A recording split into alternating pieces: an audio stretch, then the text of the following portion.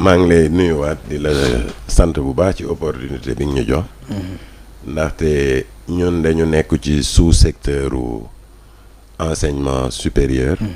dans le domaine de la santé. Depuis plusieurs années war na la ñu ngi vivre une situation boo xam ni c'est très préoccupante aussi bien pour les directeurs d'établissement que pour les étudiants et les diplômés. waaw yàggul dara nag dañu gis ni que gouvernement bi dafa annoncé recrutement 2500 agents de santé. waaw recrutement boobu dañ ko rafetlu. def nañu communiqué de presse semaine bii rek. di rafetlu recrutement boobu waaye nag suñu xel dañ ci ñaaw njort. waaw dañ ciy ñaaw njort ndax dëkk bi jalgati yoon bi dafa bëri surtout dans l'administration. au plus haut niveau de l'administration au niveau des départements ministériels jalgati yoon bi dafa bëri. Pourtant c'est eux qui sont supposés à chaque fois respecter la réglementation, les dispositions législatives et réglementaires et veiller même au respect de ces dispositions waaye ñoom ñoo koy jalgati. rawatina nag ci wàllu département ministériel bu laale santé loolu tax bi ñu ne dañuy recruter ay agents de santé rek ñun dañu yëglu. waaw dañu jóg alerter. waaw ndaxte lan la ñuy bañ moom mooy recrutement bi ñu defee ko anam boo xamante ni dëppoowul ak yoon. parce que. ñu rax ci politique. waaw mun ak yeneen sax ab mbir yoo xamante ni c'est pour régulariser leur pratique yi nga xamante ni du des pratiques conventionnelles. yu ñuy def ci biir. looloo tax ñun dañu lancer appel que rawatina surtout en sciences infirmières obstétricales. étudiants yëpp nga xam ni am nañu lijaas en sciences infirmières obstétricales. muy licence surtout. waaw licence bi jàngee ci université publique yi tel que université Iba Der Thiam de Thiès. université Ziguinchor. université Cheikh Ahmadoul Khadim bu Touba. ENDSS. ak école privée yi nga xam ni fii dañ leen reconnaître. lu ci mel ni ay institut santé service sub de santé. IUP santé IASM. tous les membres du SUDEPS maanaam ak école yi nga xam ni dañ leen reconnaître te ñu nekk des écoles privées dañuy délivrer lijaasa bu ñuy woowee licence en sciences infirmières écoles yooyu seen étudiants yi ñoom ñëpp dañ leen ne ñu jóg ñu dem déposer ji au niveau de la plateforme officielle du ministère de la fonction publique ndax ñoom ñooy ayants droit yi ce sont ces écoles là ñoom ñu jox diplôme ñoom ñooy ayants droit yi ndaxte dañu seetlu yàggul dara le ministère de la santé par le biais de la direction des ressources humaines mu def appel à candidature pour recruter 220 agents de santé sages-femmes 220 agents 220 sages-femmes recrutement interne la mais ci recrutement yooyu ñu jël moom mooy ñi nga xam ni ñoom seen jëmm bopp ministère bi ñoo leen jox diplôme bàyyi nag à côté ñi nga xam ni ñoom ñoo am les diplômes légalement reconnus et qui remplissent les conditions de reconnaissance des diplômes. waaw man sama jëmm bopp toog naa yàggul dara ci benn rencontre bu ñu amoon au niveau du ministère de la santé avec les syndicalistes. Il y avait le directeur de cabinet et le DRH ma dégg DRH bu ministère de la santé mu wax lu doy waar. mu ne recrutement yi ñu annoncé ñoom ñu ngi mbëbët ni ñoom ministère bi jël wàllu bu ëpp ci effectif bi utiliser ko pour régulariser ñoom seen contractuel ak régulariser ay contractuelu hôpitaux yi mais les hôpitaux sont autonomes. ku nekk contractuel ci biir ministère wala ci hôpitaux yi mais suñu defee suñu lancé appel à candidature da ngay dem yow nga postuler sa bopp c'est vrai su di remplir nga les conditions mais écoute la fonction publique da koy jaarale ci yoon su di remplir nga les conditions parce que fonction publique si on se réfère à la loi relative au cadre de statut général des fonctionnaires ñaari voies de recrutement moo am ñu recruter le sur titre wala par voie de concours wala ñu boole ñaar yëpp. waa recrutement wu 2500 agents de santé yi ñun en tout cas dañ ci dul négocier dara ndax nous sommes des Sénégalais et nous subissons depuis plusieurs années. Il est temps nag que ñu wax ni gouvernement yi ak ñi ñu jiite politiciens yi ñoo xam ne que ñoom moomuñu dëkk bi quoi ku nekk dafa am cëram ak wàllam ci dëkk bi ñun mënuñu ñëw di leen jàppale ci mission de service public bu mel ni enseignement supérieur formation professionnelle éducation rawatina ci wàllu santé ba pare amuñu benn considération benn considération yaagul dara démb je pense démb il y a benn rencontre annuelle bu ñu def avec le ministre de l'enseignement supérieur. Les écoles privées. Ouais, mais écoute moi je me dis que yooyu noonu ñuy def d'habitude c'est des rencontres politiques quoi ndaxte un ministre qui vient rencontrer les acteurs du sous-secteur yow nga ñëw def sa discours ubbi ko déglu ñaari nit après nga jóg dem sa yoon loolu mieux valait ne même pas le faire ndaxte ñun ñëpp luñ fa wax manque de respect la daal. non manque de considération totale te suñu xëyee après vidéo yooyu la ñuy jël jàllale ko ci télé yi am buzz mais alors que am na lu newoon ci suuf luñ fa sëlul non liggéey lañ leen sant te liggéey bi xam nga pour ñan la c'est pour les Sénégalais waaw moom le ministre de l'enseignement supérieur am na nag ay prédécesseurs am yu fi nekkoon dafa seetaan lu bari ci mbir mi waaw ndaxte ñun ñëpp xam nañu ko dëkk bi mooy ki Ibrahima Sy wuutu waaw monsieur Ngom professeur Ngom professeur Ngom Daouda Ngom la Daouda Ngom enseignement supérieur moom il vient d'arriver tombeek ci crise bu doy waar waaye yow xam nga suñu problème ça date depuis très longtemps yàgg depuis ngeen ci wax 2014 président de la République commandé nit fii ay audit yi def nañ ko rapport bi jénn na ñu jël sànni ci tiroir waaw ministère de la santé moom il s'occupe du système national de santé pas les écoles waaw pas des écoles il y a le système national de l'éducation ndax soo demee ci constitution article 8 santé droit la éducation droit la mais état nag moo am prérogative pour assurer droit yooyu au Sénégal waaye ñaari droit yooyu dafa am ñaari système yoo xam ni ñoo leen di toppatoo système bu nekk ak réglementation soo demee ci système national de santé dafa am ay textes yu ko régir nga dem ci éducation mu am ay textes yu ko régir xel sa nanguwul que ministère yi nga xam ne ñooy toppatoo wàllu éducation ñuy def immixtion ci compétence su santé xel sa nanguwul que kii yor santé tamit di def immixtion ci compétence su éducation ku nekk da nga war a yem sa périmètre fi nga war a yem waaw te soo leen waxee lu ñuy évoquer gënuñu yeewu kenn lu ñuy évoquer ça tient même pas la route ndaxte au niveau du système de la santé mais fonction wu système boo jël baaxul la fonction d'offre de soins de qualité on sait que ça fait défaut fonction de régulation ça fait défaut fonction de financement ça fait défaut yow lan ngay wuti ji ci wàllu éducation ba di organiser ay examen illégal ndax lu illégal mooy lu yoon prévoirul examen de certification suy am ci dëkk bi dafa am décret relatif à l'examen de certification kenn kese moo am sañ-sañ organiser ko c'est le ministère de la formation professionnelle peu importe le niveau et peu importe le secteur socio-économique moom nag mi ngi jalgati yoon depuis plusieurs années di organiser ay examen di joxe ay diplôme léegi sax am na doole sañ-sañ pour reconnaître diplôme alors que xamul suñu dëkk bi le Sénégal a ratifié des conventions au niveau régional on a ratifié la convention d'Addis Abeba au niveau mondial on a ratifié la convention mondiale de l'UNESCO moom su nee diplôme bii laa reconnaître diplôme boobu soo jénnee Gambie bii du ko reconnaître waaw ndax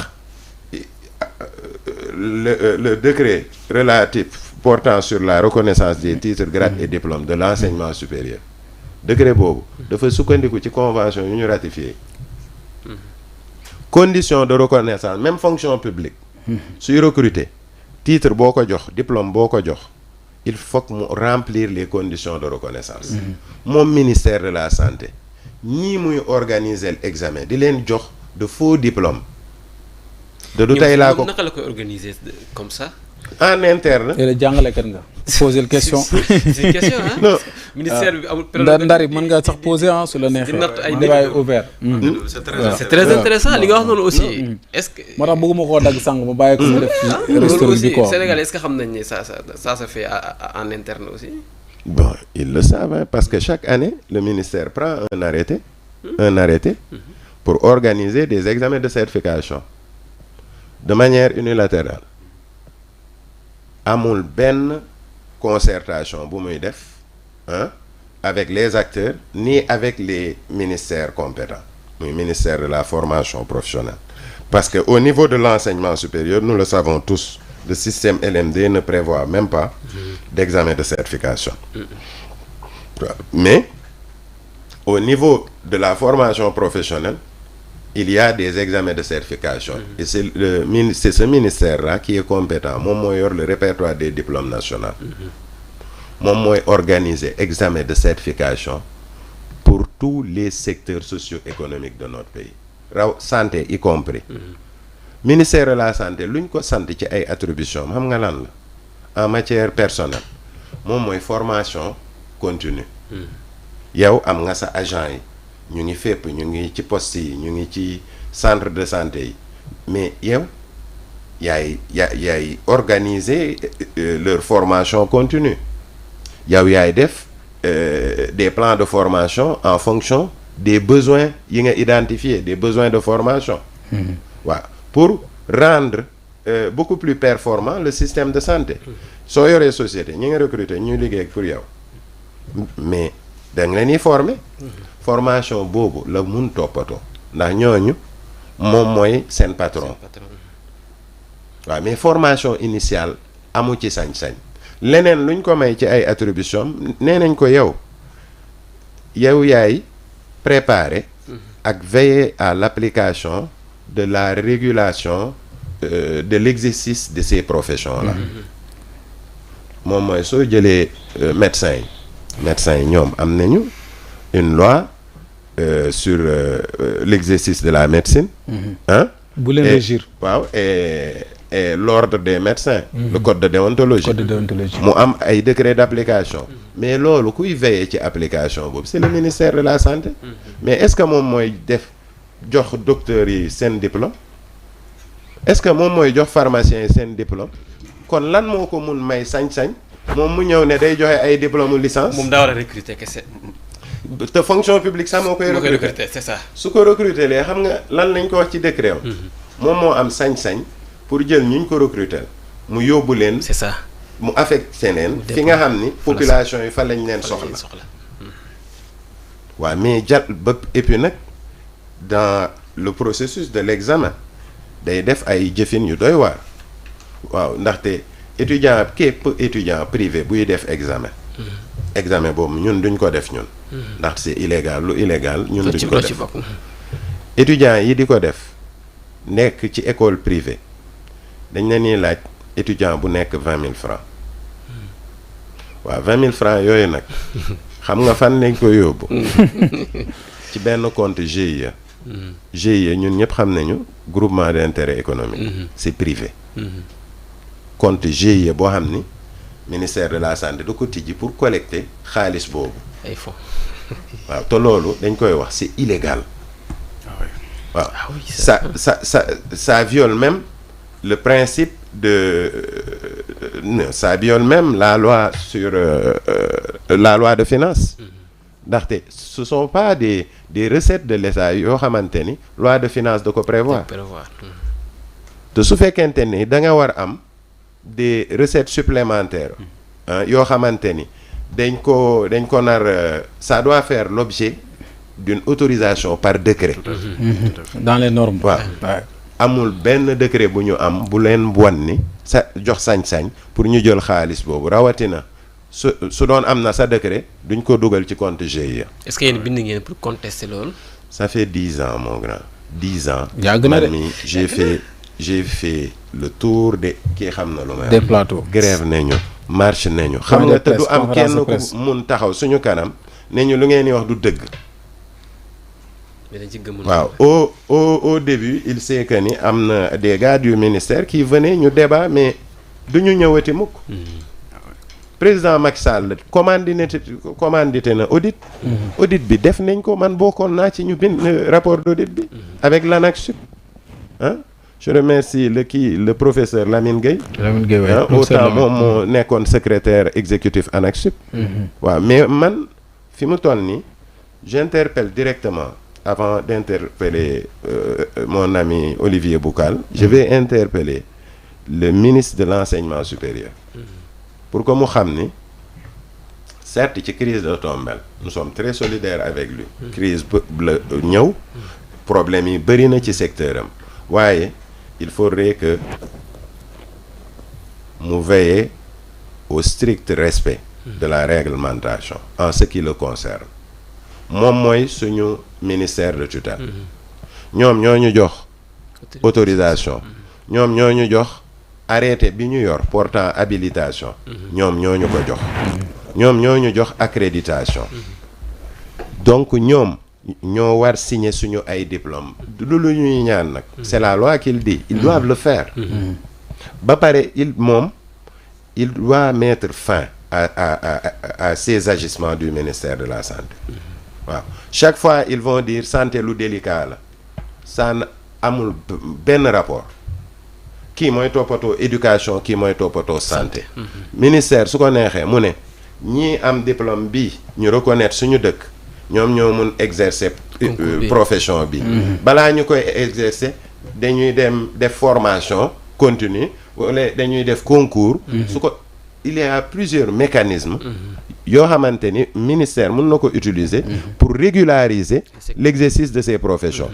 mais amul sañ-sañ pour def immixtion ci ay compétences yu yeneen ministre amul compétence pour def immixtion ci ay compétences yu yeneen ministre dañuy wax nag le ministre de l'enseignement supérieur pour que moom ñu arrêté silence bii nga xamante ni ñu ngi ci depuis plusieurs années mu jóg mu jël mu régler problème bi définitivement mooy lan il y a des écoles de santé fii ci dëkk bi xam nga ay temps amoon na sa COSEPS SIDEPS ay coow yu bëri école de santé yooyu ñoom dañu dem mënuñu woon dem enseignement supérieur ndax dafa am réforme bu am mu am des programmes de licence recommandation OAS ne école yooyu nañ dem enseignement supérieur école yooyu mënuñu woon dem enseignement supérieur ndax lan il y avait des blocages administratifs infondés au regard des dispositions réglementaires au niveau du ministère de l'enseignement supérieur.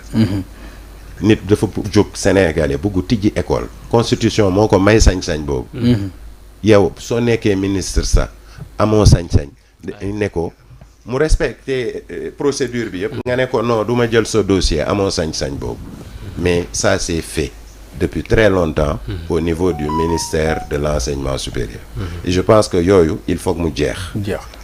nous sommes ouverts au dialogue institutionnel ndax xam nga syndicat patronal doo fi nekk di toj ak yaax ñun xam nga loolu moom buñ ko xalaat sa ci ñun mieux vaut que ñu jël kurus dem toog ñaan yàlla plutôt que ñuy jublu ci yenn affaires yi mais nag nit suy wax ak ay autorités yi ne ñu xam ni dëgg dafa constant quoi waaw jóg di perdre suñu temps il s'agit de milliers d'étudiants nan nga mënee comprendre gabonais bu jàng fii dem dëkkam dugg fonction publique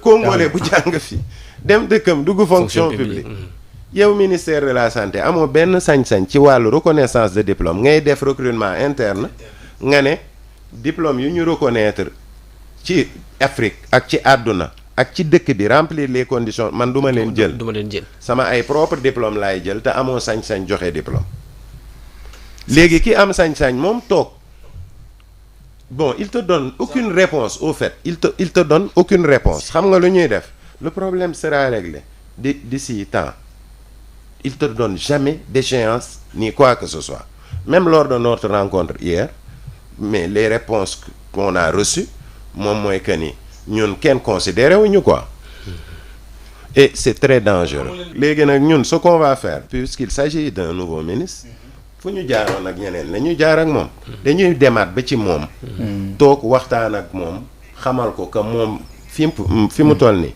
moom moo war a agir. il n'y a pas de nan lañ ko waxee courtoisie républicaine qui tienne. yow da nga yor département ministériel kër yor département ministériel ku ci nekk ci yoon am ay prérogatives kii suy empiéter ci sa prérogative mais écoute seet leen sénégalais yi bañ a xool nan lañ koy waxee